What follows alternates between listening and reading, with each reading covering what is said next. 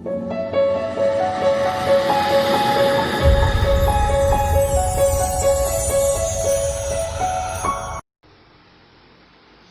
बच्चों, मैं हूं अजय सर। आप सभी का मेरे यूट्यूब चैनल में वेलकम है।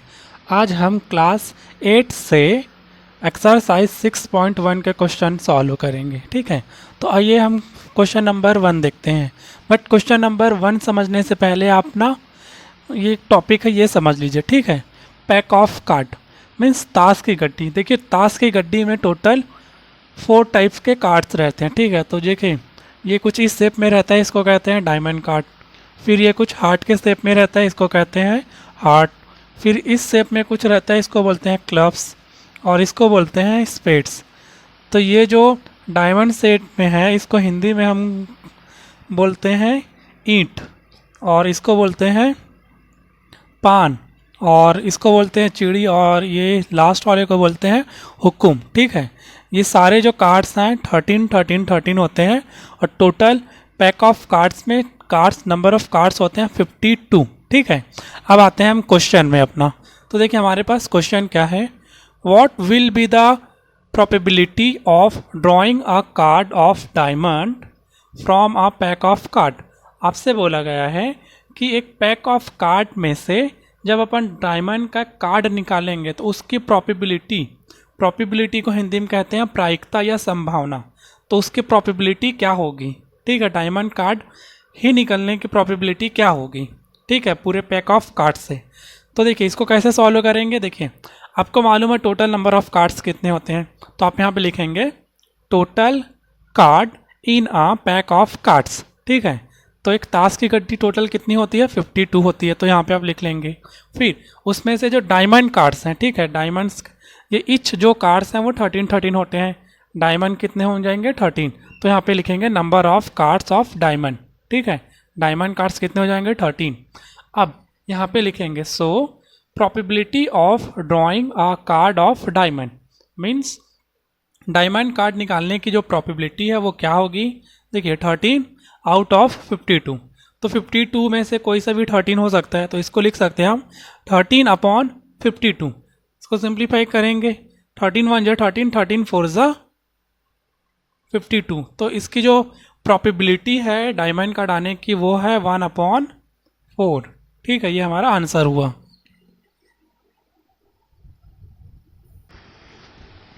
आइए बच्चों क्वेश्चन नंबर 2 देखते हैं। अ bag has 6 white 11 red and 7 blue balls. Find out the probability of drawing white ball out of that bag. एक बैग है जिसमें 6 वाइट बॉल्स हैं, 11 रेड बॉल्स हैं एंड 7 ब्लू बॉल्स हैं। Find out the probability of white ball.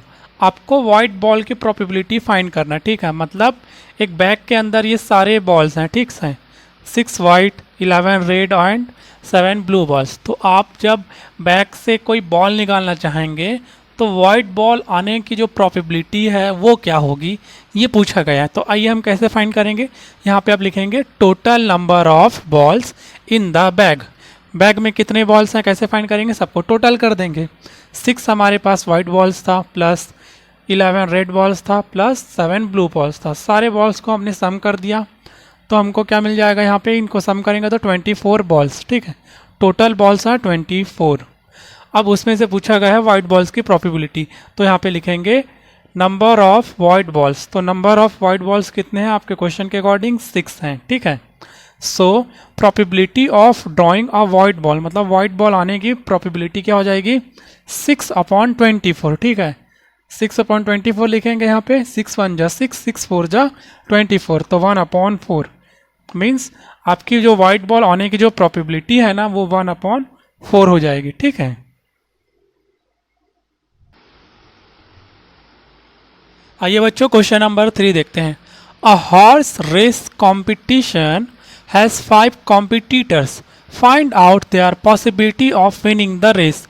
एक horse race competition हो रहा है जिसमें टोटल जो कॉम्पिटिटर्स हैं 5 हैं। आपसे पूछा गया है विनर की पॉसिबिलिटी क्या होगी। ठीक है, अब देखिए आप जब भी आप रेस वगैरह देखे होंगे तो उसमें बहुत लोग दौड़ने वाले होते हैं, बट विनर जो है वो हमेशा एक ही होता है, कोई एक विनर होता है। तो यहाँ पे आप लिखेंगे टोटल नंबर ऑफ कॉम्पिटिटर्स। तो कॉम्पिटिटर्स कितने हैं, 5 हैं, ठीक है।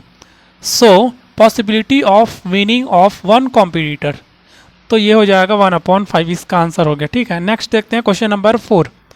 इन a basket there are 10 apples, 8 pomegranate means अनार एंड 12 गुआज, ये भी एक फ्रूट है ना।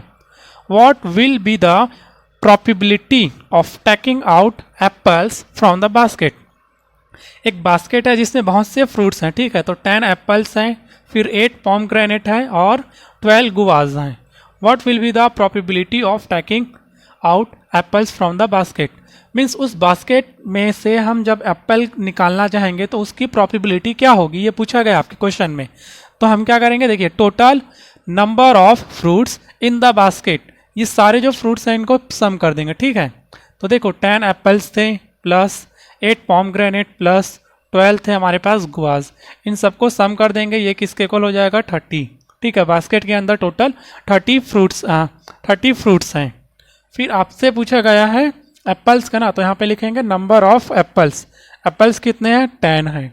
सो probability of taking out apples from the basket, ठीक है। तो बास्केट से एप्पल्स निकालेंगे तो उसकी प्रोबेबिलिटी क्या हो जाएगी 10/30, 10 1 जा 10 एंड 10 3 जा 30, तो हमारे पास आंसर आ जाएगा 1/3। आइए बच्चों क्वेश्चन नंबर 6 देखते हैं। On tossing a coin what will be the possibility of appearance of head and the appearance of tail for that coin। एक कॉइन को जब हम ऐसे उछालेंगे तो उसका हेड या टेल आने का पॉसिबिलिटी क्या होगी, ये आपसे पूछा गया है। तो देखिए एक कॉइन में 2 साइड्स होते हैं, एक होता है हेड और एक होता है टेल। तो यहाँ पे लिखेंगे a coin has 2 sides, head and a tail. So probability of appearance of tail, tail आने की प्रोबेबिलिटी क्या हो जाएगी 1/2, और वैसे ही हेड आने की भी जो प्रोबेबिलिटी है वो भी हो जाएगी 1/2। ये हमारा आंसर हुआ।